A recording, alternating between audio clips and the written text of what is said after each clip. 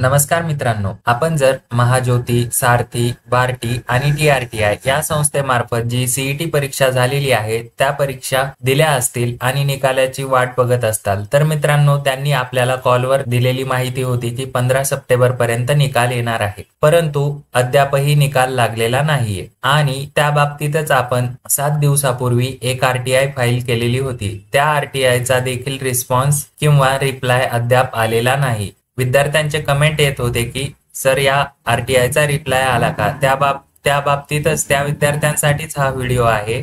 मित्रांनो, अद्याप कुठलाही रिप्लाय त्यांच्याकडून आलेला नाहीये आणि निकालाबाबत अपडेट म्हणजे या वीकमध्ये निकाल लागण्याची शक्यता आहे.